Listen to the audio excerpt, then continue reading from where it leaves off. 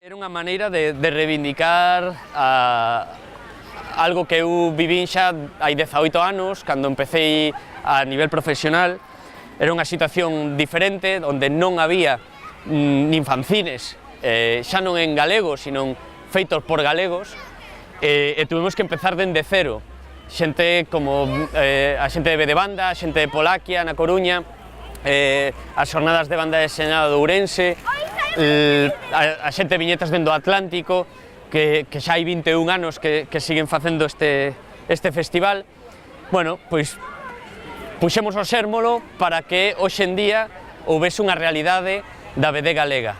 Haina, pero a nivel cultural, non a nivel industrial. Por iso, outra vez, 18 anos máis tarde, volvo a poñer en marcha outra revista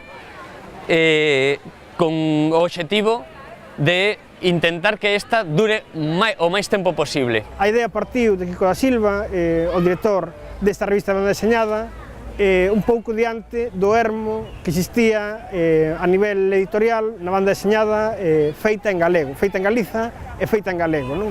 Desta Mesa para a Normalización Lingüística, esa SPG, comprometímonos inmediatamente co proxecto de Kiko, fundamentalmente por unha cousa.